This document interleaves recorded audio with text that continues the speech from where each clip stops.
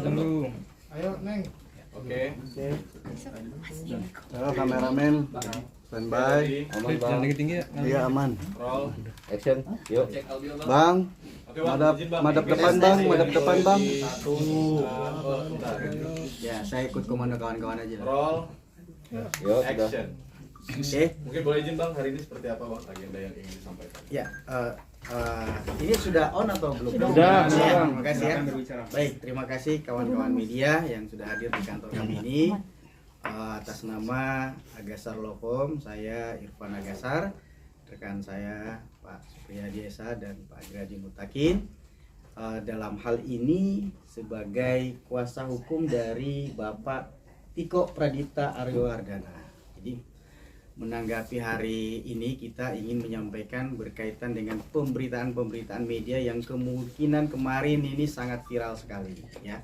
Di media berkaitan adanya kasus penipuan atau penggelapan yang menimpa ya klien kami, dalam hal ini Bapak Tiko, yang dilaporkan oleh saudari Arina Winarto ya, sebagai pelapor di Polres Metro Jakarta Selatan. Saudara-saudara ketahui, rekan-rekan media sekalian, bahwa kasusnya menurut informasi sudah naik dalam tahap sidik ya.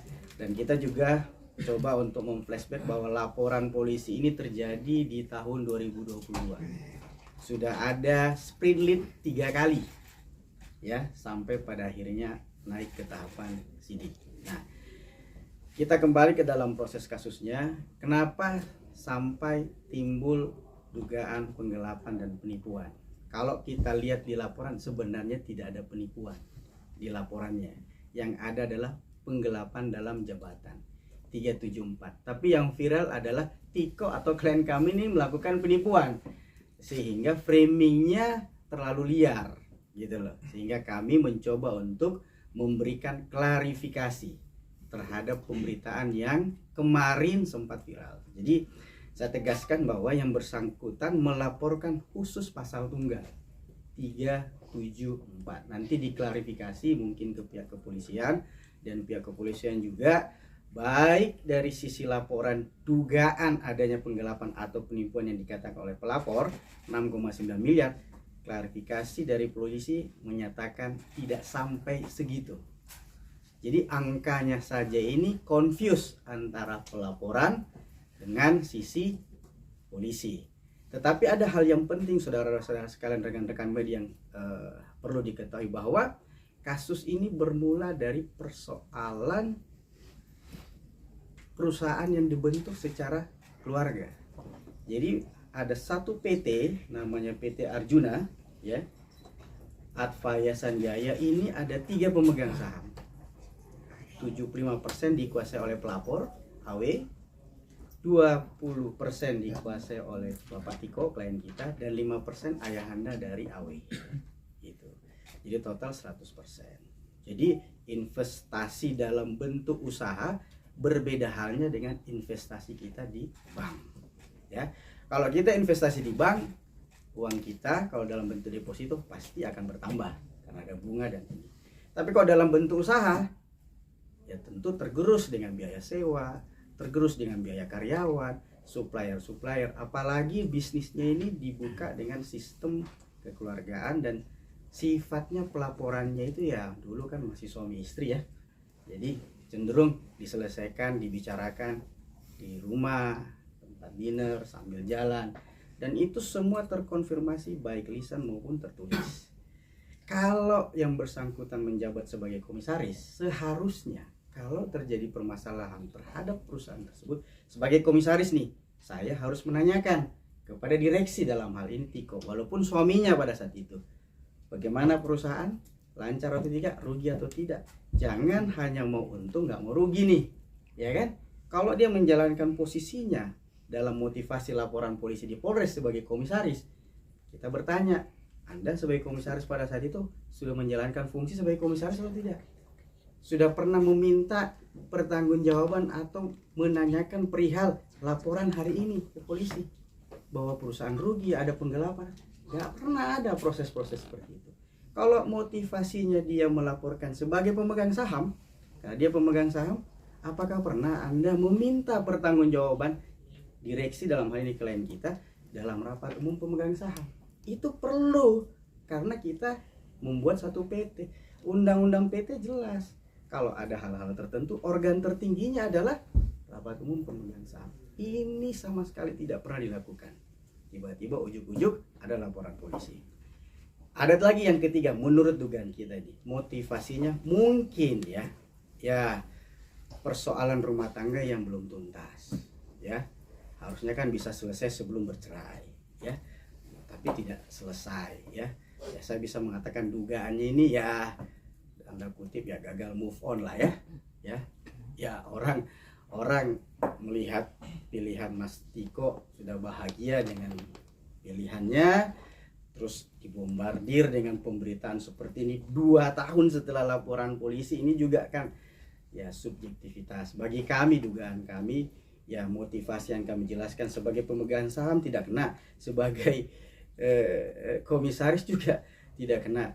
Ya mungkin motivasi yang ketiga ini gitu lah, ya kan, persoalan pribadi yang belum tuntas gitu loh, yang seharusnya diselesaikan secara baik-baik. Tidak perlu seperti ini, karena kami melihat kalau laporan auditnya saja bombastis 6,9 miliar, kemudian dibantah sendiri oleh penyidik tidak sangka segitu. Kira-kira bagaimana pendapat rekan-rekan media? Ya kan, kami juga punya nih upaya untuk melindungi nama baik dan keluarga klien kami, apalagi keluarga klien kami adalah public figure, sangat dirugikan. Kami juga akan mencadangkan upaya-upaya hukum, bukan hanya perdata, baik juga pidana, bagi pihak-pihak yang dalam laporan polisi ini mencoba memasukkan data-data palsu atau tidak dapat dipertanggungjawabkan atau diduga merekayasa data-data tersebut. Di dalam laporan polisi ini kami juga mencadangkan upaya-upaya hukum sesuai peraturan perundang-undangan di negara kita. Itu hak daripada klien kami, dan kami akan mencoba untuk mempelajari sampai di mana posisi-posisi kasus ya atas tuduhan-tuduhan klien kami. Mungkin dari itu saya cukup. Bang, ini kan laporannya sudah lumayan lama ya. Ya. Apakah Mas Tiko sudah ada pemanggilan atau pemeriksaan? Dalam proses lidik dikonfirmasi sudah ada pemeriksaan terhadap yang bersangkutan. Tetapi bagi kami, yang kami minta sebagai lawyer hari ini adalah yuk kita expose perkara ini, ya. Karena klien kami ya belum pernah diperiksa oleh akuntan yang dimaksud oleh pelapor. Harusnya kan klien kami sebagai direksi, ya, kalau memang sumber datanya dari Mas Tiko, harusnya dikonfirmasi oleh akuntan publik, benar nggak data ini, valid nggak data ini, ya kan? Jangan sampai data-data siluman yang muncul ke ke akuntan publik, dan itu disajikan seolah-olah ada kerugian. Akuntan itu bekerja mengkonfirmasi data. Ketika data masuk, dia harus konfirmasi kebenarannya. Apalagi ini adalah posisinya klien kami adalah direksi, ya kan? Dia harus, direksi itu kan tidak membuat laporan keuangan sendiri, ada finance yang membuat. Ya, ini harus terkonfirmasi semuanya. Jadi kalau ada dari kubu pelapor mengatakan sudah ada akuntan publik, dasar pelaporannya 6,9 ini, kami mau mempertanyakan dari mana kantor akuntan publik itu. Kami lagi mau telusuri kantor akuntan publiknya ini. Dari mana data Anda yang dapatkan? Sumbernya jelas atau tidak? Apakah Anda pernah mengkonfirmasi klien kita bahwa data itu? Kalau seorang komisaris kemudian membuat laporan keuangan, apakah itu bisa dipertanggungjawabkan? Fungsi tugasnya sebagai komisaris tidak seperti itu di perusahaan, ya kan? Yang membuat operasional itu berjalan adalah direksi. Direksi mempertanggungjawabkan pekerjaannya melalui rapat umum pemegang saham. Komisaris harus mengawasi pekerjaan direksi. Apa itu semua berjalan? Sekarang kan kami dituntut oleh kubu pelapor seolah-olah perusahaan ini harus berjalan profesional, benar nggak? Ya kan, ada penggelapan segala macam. Kami juga akan menuntut mana proses-proses yang selama ini harusnya ditegakkan. Rapat umum pemegang saham belum ada. Hak pembelaan seorang direksi itu ada di rapat umum pemegang saham, belum pernah ada. Jadi ini persoalan perusahaan, persoalan yang belum tuntas antara mantan suami dan mantan istri karena bikin perusahaan bersama, ya. kemudian dibawa ke ranah seolah-olah ini adalah kasus penipuan penggelapan personal. Berbeda konstruksi pidana 372 dan 374. Kalau 372 itu personality penggelapannya, tapi kalau penggelapan dalam jabatan benar-benar harus hati-hati karena konstruksinya dalam jabatan nih. Harus diadili dulu lewat rapat umum pemegang saham. Dan perusahaan ini sampai sekarang existing sebagai badan hukum di Dirjen AHU. Belum pernah dibubarkan, likuidasi, belum pernah ada pernyataan PKPU atau pilot. Jadi sampai saat ini perusahaan ini masih eksis. Komisarisnya masih pelapor, direksinya masih klien kami, pemegang sahamnya masih mertuanya, mantan mertuanya Mas Tiko gitu loh. Jadi jangan upaya-upaya ini hari ini baru dibombastiskan. Kan kalau bukan hari ini istrinya public figure, boleh nggak berita ini buat? Nggak mungkin juga gitu loh. Benar nggak? Ya kan? Siapa sih Mas Tiko? Ya kan? Kalau bukan istrinya public figure ya nggak mungkin juga sih. Dan 2 tahun ini rentetannya kenapa nggak dibombastis di 2022? Ya kan ini pertanyaan gitu. Kenapa harus sekarang? Ya. Nah, perbedaan audit antara pelapor dengan polisi sendiri ini sudah jadi confuse. Jalan tengahnya kita audit bareng deh. Di sini punya audit sendiri polisi. Ya kan juga pertanyaan juga apakah polisi bisa ngaudit gitu lah ya. Ya benar nggak? Ya kan? Itu saya percaya dengan pihak kepolisian proses ini akan berjalan netral ya. Permintaan kami sudah juga menyurat kepada Polda Metro ya, kami tembuskan ke Barreskrim untuk minta gelar perkara terbuka ya. Kita minta proses ini karena sudah diketahui oleh publik ya, kita menjadi konsumsi publik, jadi kita minta juga pengawasannya dari rekan-rekan media bahwa perkara ini kita jangan sampai menzolimi ya. Ada persoalan yang seharusnya masih ranahnya itu persoalan private perdata, tapi kemudian dibawa ke ranah pidana. Dan sekali lagi saya berharap kepada teman-teman media untuk mengawal kasus ini, membuka siapa sebenarnya yang beritikat baik dan siapa yang sebenarnya beritikat buruk. Kita mau menyelesaikan perkara ini, kita mau supaya perkara ini terang benderang, tetapi sesuai dengan koridor hukum yang berlaku, hak-hak klien kami juga ada. Kami mencadangkan semua perlindungan terhadap klien kami. Kami minta pihak kepolisian, yuk kita ekspos terbuka. Ekspos dan gelar perkara itu suatu hal yang biasa dalam Mabes Polri atau Polda Metro Jaya apabila memang ada kasus yang memang seperti ini. Dan menurut jurisprudensi ya, kasus-kasus yang berkaitan dengan 374 kalau tidak ditunjuk audit independen yang ditunjuk oleh masing-masing pihak berdasarkan hasil rapat umum pemegang saham, agak sulit sebenarnya maju karena tindakannya subjektivitas. Ya kan? Kalau itu agendanya auditnya berdasarkan keputusan rapat umum pemegang saham, kan itu harus dibayar bersama. Berapa porsi jumlah saham yang ada di PT itu, kemudian kita bagi bersama, bertanggung jawab, bayar audit independen. Itu baru independen. Tapi kalau salah satu pihak yang mengaudit tanpa restu atau persetujuan dari rapat umum pemegang saham, saya pikir itu adalah audit yang bisa kita kesampingkan. Terbukti kan antara polisi dan pelapor sendiri angkanya sudah beda. Nah, kalau sudah beda begitu, yuk kita buka dulu dong. Kita bikin lagi satu audit yang sifatnya betul-betul independen, baik dari sisi polisi yang disetujui, baik dari rapat pemegang saham maupun dari pelapor dan terlapor. Udah, yuk kita duduk bareng-bareng gitu. Baru kita buka datanya, bisa kita verifikasi apakah memang ada penggunaan dari Mas Tiko, karena pada masa itu ini kan hubungan masih suami istri. Kalau misalnya terdapat uang yang dipakai kemudian untuk biaya hidup, kan kita nggak tahu juga apa itu menjadi pidana. Coba pertanyaannya kan seperti itu, uang sekolah anak, uang biaya kehidupan sehari-hari kemudian misalnya tercampur misalnya, kan kita nggak tahu apa itu menjadi pidana. Masa kalau sudah diceraikan, ya kamu harus tuntut pidana kami, ya kan?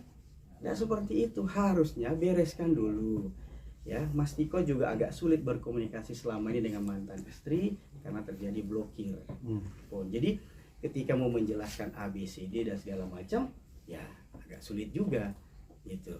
Jadi kami minta juga proses ini tolong sekali lagi dikawal oleh teman-teman media. Jangan sampai ada penggiringan opini, karena sekali lagi kami jaga keluarga Mas Tiko ya, karena yang bersangkutan juga baik bagaimana sudah jadi public figure, dia punya hak-hak private yang saya juga harus jaga sebagai lawyer. Bang, Ya. Mas Diko sendiri Badan hukum itu masih tercatat sebagai direksi sampai saat ini. sampai saat ini. Jadi belum ada pemberhentian, belum ada rapat umum yang sama berkaitan dengan minta pertanggungjawaban, belum ada sama sekali. Tadi kan pihak Tiko akan mengajukan upaya hukum gitu ya. Itu rencana kapan? Ya, kita akan lagi mengumpulkan data-data itu berkaitan dengan upaya hukum, kesiapannya, telapornya siapa, kita lagi susun dengan data-data yang fix benar. Karena pasti ada pihak tertentu yang mensubmit data-data yang tidak benar, nah itu pasti merugikan dengan kami. Apalagi pemberitaan yang bombastis seperti itu, ya kami akan cadangkan siapapun itu, karena kami juga punya hak dan kami tidak dilarang untuk melapor. Pasti akan kami lakukan tindakan itu, mau itu perdata, mau itu pidana, kita lagi rancang itu gitu. Bang, terkait temuan aliran dana yang tudingan disebut aliran dana janggal yang dipakai oleh Mas Tiko itu bagaimana Bang? Itu yang pertama, yang kedua terkait dengan ini kan kasus sudah naik penyidikan, artinya sudah ditemukan tindak pidana. Nah, itu langkah-langkahnya seperti apa, Bang? Ya, jadi kalau yang poin pertama berkaitan dengan adanya aliran dan ini yang kita harus konfirmasi. Apakah Mas Tiko juga pernah dikonfirmasi berkaitan dengan itu? Ya kan? Jangan sampai subjek satu sisi memberikan laporan audit yang tidak pernah terkonfirmasi. Kalau memang ada aliran dana, ya kemana? Jangan sampai aliran dananya ke supplier. Jangan sampai untuk biaya sewa. Jangan sampai untuk gaji karyawan. Ini terkonfirmasi atau tidak oleh audit itu. Ya kan? Jangan sampai juga untuk biaya hidup. Jangan sampai juga untuk biaya anak sekolah. Ya kan? Kalau sekarang itu dipermasalahkan, kenapa dulu nggak dipermasalahkan? Kan suami istri, terbuka, rekening saling mengetahui, gitu. Ya kan? Itu ya. Nah, poin kedua, kenapa penyidikan saat ini? Apa langkah hukum kita? Ya tentu yang pertama sekali kami minta bahwa penyidikan ini tidak serta-merta menuduh Mas Tiko lah sebagai, ini kan belum ada tersangka, ya belum ada. Ini masih panjang karena kami minta juga langkah-langkah yang akan kami ambil adalah mengajukan gelar perkara terbuka, dan saya pikir rekan-rekan media tahu bagaimana proses gelar perkara dan ekspos perkara yang sering dilakukan baik di Polda Metro maupun Barreskrim gitu. Karena ini sifatnya Polres Metro, tentu kami minta digelar di Polda Metro karena wilayah dari Polda Metro Jaya gitu. Bang, dari pihak sebelah kan misalkan ada 9 dari pihak Tiko sendiri ada catatan kemudian juga. Terus yang kedua, perusahaannya saat ini masih beroperasional atau Begini, kalau laporan berdasarkan informasi klien kita, laporan rugi laba itu pasti ada, ya kan? Laporan kerugian itu pasti sudah disampaikan dan akhirnya perusahaan restoran itu tidak sanggup lagi beroperasi dan tutup, ya. Tentu itu sudah dilaporkan. Tidak mungkin masih kondisi suami istri kok ini perusahaan itu masih ada, masih restoran itu masih jalan pada saat itu. Saat ini sudah berpisah dan itu restoran sudah tidak jalan. Tapi existing badan hukumnya masih sampai saat ini. Kalau berkaitan dengan rugi, catatan dari klien kami, ya ruginya pasti ada, ya kan? Karena memang namanya restoran itu tidak semudah, kalau ya restoran kayak kaki lima mungkin ya segmennya gampang dihitung ya, tapi kan restoran yang middle up, jadi agak sulit untuk berkompetisi dengan restoran-restoran lainnya. Jadi butuh mungkin waktu 5 tahun, butuh 10 tahun untuk eksis, ya. Ya sepanjang itu ya kita harus mengeluarkan biaya, ya itulah adalah risiko bisnis. Kalau nggak mau berbisnis ya jangan keluarin duit, ya cukup tabung di bank, kan uangnya bertambah, bunganya ada, uangnya aman gitu. Jadi kan yang dituntut uang saya, modal saya gimana, ya kan? Ya sama-sama bikin modal. Dan sampai hari ini sebagai catatan, Mas Tiko itu masih membayar supplier yang ditunggak sebagai bentuk pertanggungjawaban pemegang saham. Kalau kubu sebelah kan udah nggak mau tahu. Mas Tiko masih bayar, ses dari gajinya masih dipotong untuk bayar itu. Jadi sebagai bentuk pertanggungjawaban itu dihitung nggak nih dalam audit itu? Ya kan, harusnya kan di challenge juga itu untuk dipertanyakan. Mas Tiko ini masih membayar sampai saat ini, masih ada pengurangan ke bank, ke supplier itu, dan itu harus diperiksa utuh oleh pihak penyidik. Ya, itu harapan kami, semoga penyidik juga bisa mendengar bahwa harapan kami satu lagi sebagai bahan masukan untuk membuat gelar perkara secara terbuka, biar semua dibuka. Kita malah senang kalau perkara ini dibuka. Siapa KAP dari sebelah yang mengaudit perusahaan ini siapa? Kita perlu tahu, karena sampai saat ini kita belum tahu. Padahal kami pemegang saham, padahal kami direksi. Ya enggak? Masa ada audit yang tidak diketahui oleh pemegang saham, ada audit yang tidak diketahui oleh direksi. Iya kan? Itu. Jadi sekali lagi persoalan ini adalah murni persoalan dalam perusahaan yang belum tuntas karena setelah terjadi perceraian. Jadi kalau sebenarnya dalam prosesnya sudah terjadi perceraian, perusahaan ini sudah tuntas, tutup likuidasi harusnya sudah tidak ada. Kalaupun ada kerugian, harusnya kan ditanggung bersama berapa persentase pemegang saham masing-masing. Kalau untung kan dapat dividen sesuai dengan jumlah saham.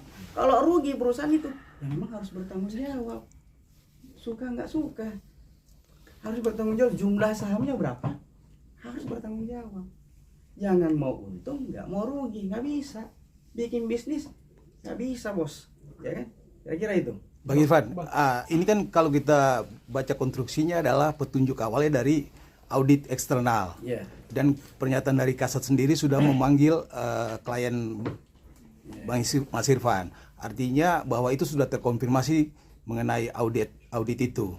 Ya, petunjuk itulah yang akhirnya menjadikan perkara ini naik. Nah, pertanyaannya adalah apakah betul itu tidak terkonfirmasi ke Mas Irfan? Tidak terkonfirmasi. Saya sampaikan bahwa audit yang disampaikan oleh pelapor ya kepada maupun yang diajukan oleh pihak kepolisian belum pernah ada pemeriksaan kepada, menurut informasi klien kami ya. Oke. Belum ada konfirmasi berkaitan dengan angka. Kalau di dalam BAP agak sulit, bos. Gimana? Karena kan data kita tidak punya nih. Oke. Ya kan? Semuanya ada di pelapor, ya kan? Kami juga minta datanya kita buka bareng-bareng, nggak apa-apa. Apakah itu ada cap basah dari Tiko, apakah itu hanya semacam Excel laporan biasa? Ini kan juga kalau akuntan itu kan harus mengolah data. Yeah. Apakah ini data mentah atau data yang memang benar dapat variabelnya bisa dipertanggungjawabkan? Gitu. Menurut saya sih. Iya, jadi artinya dia juga kan nggak mungkin sekonyong-konyong menyediakan data yang nggak valid ya. Itu berisiko juga kan. Iya. Nah, maksud saya gini, waktu pemeriksaan Mas Tiko sendiri, Mas Irfan mendampingi atau enggak? Begini, kami ini baru ditunjuk sebagai lawyer beberapa Iya. dalam kasus ini. Jadi sebelumnya menurut konfirmasi oleh klien kami kan waktu itu ya bukan kita yang dampingi ya. Jadi beliau di BAP dalam proses lidik sudah menyampaikan bahwa saya memberikan data rekening koran dan segala macam ini akan kami submit semua dalam proses ini. Pak, dalam perusahaan ini klien Bapak menyetor modal nggak Pak? Soalnya klien kubu sebelah seluruhnya modal perusahaan ini dari mereka. Begini, kalau namanya sekarang klaim modal seperti itu kan kita tidak tahu sejarahnya ya. Ya kayak yang jelas apa yang tercatat di dalam akte itu kan pertanggungjawaban masing-masing. Ya kalau ada yang mengatakan tidak setor modal atau apa, buktinya juga sekarang Mas Tiko masih mempertanggungjawabkan diri ya sebagai pemegang saham untuk membayar supplier. Gitu. Kalau dia tidak nyetor modal, ngapain saya harus bayar tanggung jawab? Setuju nggak? Ya kan? Logikanya kan sederhana, ya kan? Kalau saya tidak setor modal, saya tidak ada uang, misalnya nih, saya tidak punya saham di dalam, ngapain saya harus tanggung semua tagihan-tagihan ini? Ada buktinya bang? Dia salah satu bukti ada, bahwa nanti dia kita sampaikan karena Mas Tiko dalam hal ini belum bisa hadir. Nanti rekeningnya akan kita sampaikan secara resmi kepolisian. Salah satu bukti dia menyetor kepada vendor ada? Saat ini kita belum ini karena Mas Tiko belum. Jadi itu semacam hanya pengakuan dari Mas Tiko aja ya? Itu akan di breakdown nanti di dalam rekening koran. Karena kita minta secara resmi nanti mewakili ini minta resmi kepada perbankan. Oke, saya mau konfirmasi lagi bahwa apakah ini juga salah satu penyebab perceraian dari Tiko dengan si Awe ini? Saya tidak tahu seperti apa. Yang jelas kalau kita lihat dalam hubungan itu saya tidak mau mengomentari ya. Yang jelas kalau itu masalah keluarga harusnya diselesaikan masalah ini jauh-jauh hari. Kalau mereka kubu sebelah menuntut hari ini Tiko harus profesional menjalankan perusahaan dan mempertanggungjawabkan, harusnya zaman dulu harus ada rules. Harus minta pertanggungjawaban Tiko, bukan sekarang. Gitu. Jadi menurut Mas Irfan itu bahwa urut-urutannya di internal perusahaan ini ada yang keliru gitu? Bukan keliru lagi, tidak dijalankan. Tidak dijalankan. Kalau orang pelapor kan komisaris. Apa fungsi komisaris? Mengawasi pekerjaan direksi. Dia nggak boleh campur tangan terkait dengan operasional produksi. Karena hanya sebatas pengawas. Kalau dia sebagai pemegang saham, ya dia pernah nggak memanggil pemegang saham lainnya untuk RUPS duduk bersama bahwa ada kerugian nih perusahaan, ada penggunaan dana yang tidak benar, ya kan? Harusnya itu dilakukan. Itu tidak dilakukan sama sekali. Tidak dilakukan. Kalaupun itu dulu tidak dilakukan dan dalilnya baru temukan data saya, harusnya hari ini RUPS dulu. Gak boleh bikin laporan. Karena itu tendensius. Oke. Harus dipertanggungjawabkan dalam RUPS. Ini bukan perusahaan kelontong, Bos. Ini PT berbadan hukum. Oke. Ya nggak? Harus RUPS ada mekanismenya. Orang yang ngerti hukum perusahaan terbatas pasti sadar harus dilakukan seperti ini. Gitu. Kalau saya jadi lawyernya misalnya, kita RUPS dulu, Bos. Saya sarankan Mas Tiko RUPS dulu ini. Belum pernah ada RUPS, Mas. Belum pernah. Siapa yang punya kewenangan? Undang-undang PT menjelaskan kok. Komisaris bisa meminta ke direksi, pemegang saham bisa meminta ke direksi untuk melaksanakan RUPS. Kalau direksi tidak mau, pemegang mayoritas siapa? Kan saya sudah jelaskan siapa. Berhak kok mengundang. Pemegang sahamnya siapa yang mayoritas? Lapor sendiri. Kenapa harus gonjang-ganjing di sini? Itulah tujuannya seperti apa. Yang maksud dan tujuannya ya kawan-kawan lah yang menerka. Bang Irfan, Mas Tiko sendiri ada berapa persen sih saham di perusahaan keluarga ini? Jadi komposisinya cuma 20%. 20, hanya 20. 20%.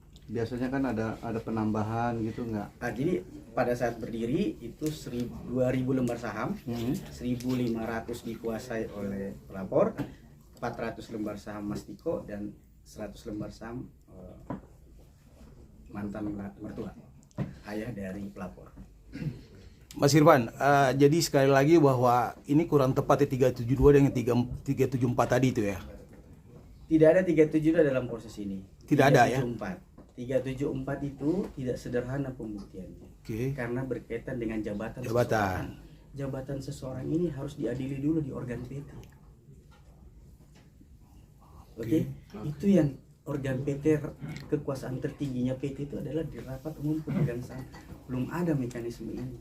Jadi kami anggap laporan ini prematur. Jadi kami minta penyidik betul-betul tidak melihat posisi ini hanya sekedar A, B, dan C, tapi harus menyandingkan dengan undang-undang PT. Mekanisme PT harus ada terlebih dahulu, dijalankan terlebih dahulu. Kalau tidak ada, prematur, Mas. Karena seseorang yang dituduh melakukan pelanggaran, manajer, direksi, atau siapapun, itu berhak membela diri di dalam rapat umum pemegang saham. Dan itu undang-undang yang mengatakan seperti itu, bukan kami. Itu dilakukan atau tidak? Belum. Gitu loh. Tiba-tiba ada audit eksternal. Dari mana audit eksternal ini? Siapa yang menunjuk? Kalau ditunjuk oleh pribadi, nggak bisa. Nggak bisa. Harus ditunjuk oleh rapat umum pemegang saham.